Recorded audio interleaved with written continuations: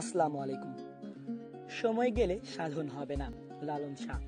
লালন শাহ কুষ্টিয়া জেলার কুমারখালী থানার অন্তর্গত ভাড়ারা গ্রামের মতান্তরে ঝিনাইদহ জেলার হরিশপুর গ্রামে 1722 খ্রিস্টাব্দে জন্মগ্রহণ করেন। তিনি সাধক সিরাজ শাহ বা সিরাজ শাহর শিষ্যত্ব গ্রহণ করার পর লালন শাহ বা লালন শাহ নামে পরিচিতি অর্জন করেন। তিনি প্রাতিষ্ঠানিক বিদ্যা লাভ না করলেও হিন্দু মুসলমানের শাস্ত্র সম্পর্কে বিশেষ জ্ঞান ও ব্যুৎপত্তি লাভ করেন।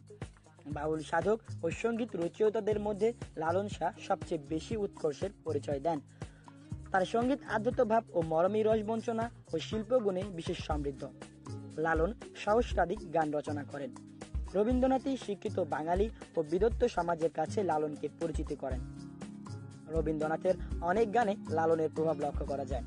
লালনের খাঁচার ভিতর অচিন পাখি, বাড়ির কাছে আরশিনগর, আমার ঘরখানার কে বিরাজ করে ইত্যাদি গান বাংলার তত্ত্ব ও সাহিত্যে অমূল্য সম্পদ।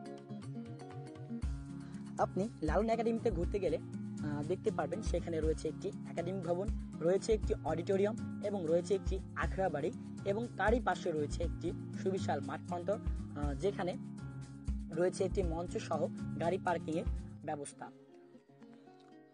লালন একাডেমির ভেতরে একাডেমিক ভবনের যেটি আছে সেখানে যদি আপনি যান তাহলে আপনি সেখানে দেখতে পাবেন লালনের ব্যবহার্য কিছু আসবাবপত্র রয়েছে যেগুলো এখনো সংরক্ষিত অবস্থায় আছে এবং রয়েছে একটি অডিটোরিয়াম। সেই অডিটোরিয়ামের মধ্যে এখনো লালনের সঙ্গীত চর্চা হয়ে থাকে এবং সেখানে লালনের অনেক সাধক আছে যারা এখনো লালনের যে সঙ্গীতগুলো আছে সেগুলো চর্চা করেন।